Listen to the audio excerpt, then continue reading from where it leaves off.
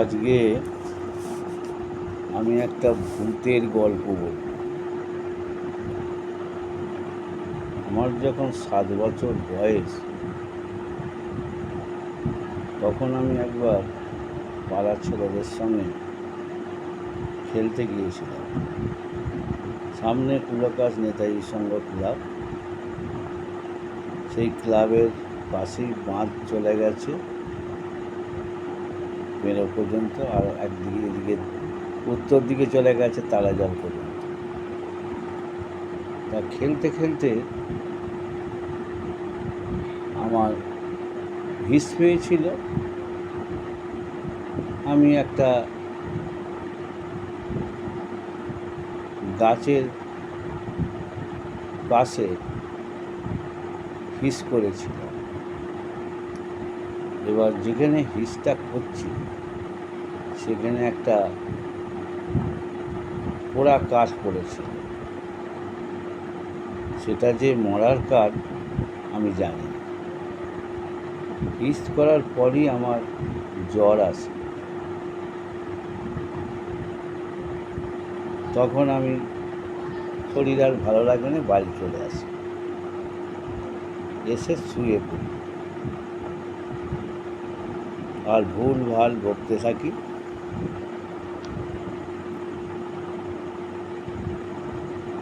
তখন আমার মা আমার মামা দাদুকে ডাক করায়। সে এসে আমাকে দেখে, আমার নাকেতে হলুদ কুড়িয়ে ধোঁয়া দেয়। আমি সেই ধোঁয়ার চোটে উল্টো পাল্টা বকি, আর আমার মামা দাদু কি বিড়বিড় করে মন্ত্র বলে আমাকে ফুঁক দিতে থাকে। তারপর আবার সর্ষে এনে সর্ষেকে হাতের মধ্যে রেখে সেটাকে মন্ত্র বলতে থাকে। সর্ষে থেকে আগুন বেরিয়ে এসে আমার গোটা শরীরকে যেন পুড়িয়ে দিতে থাকে।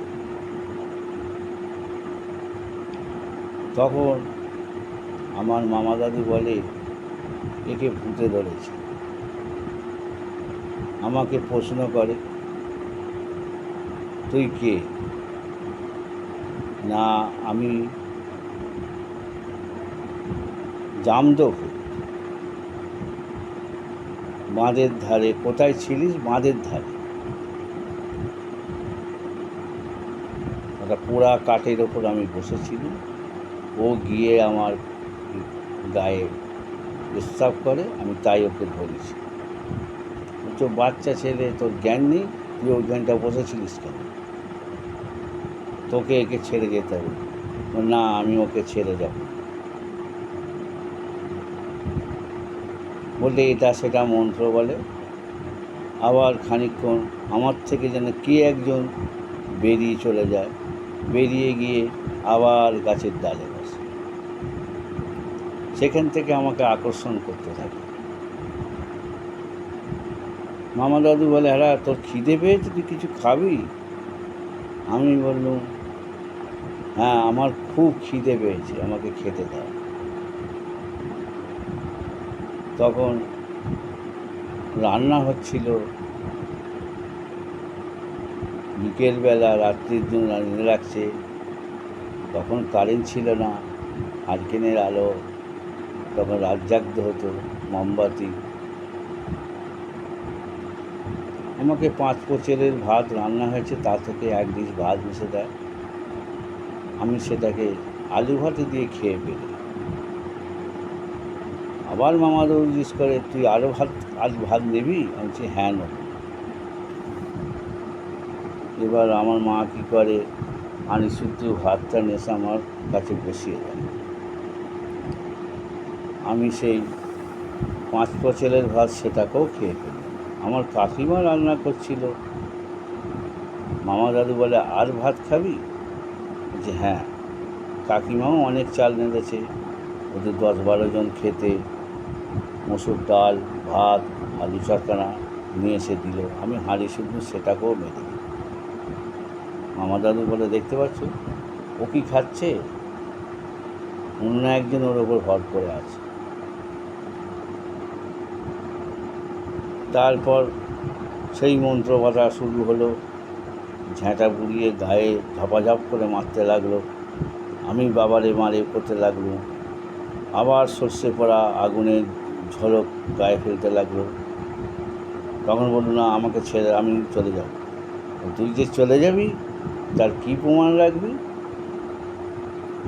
তোকে এই ঝ্যাঁটাটা মুখে করে নিয়ে যেতে হবে, নয় তো জুতোটা মুখে করে নিয়ে যেতে হবে। বলে একটা পুরনো জুতো,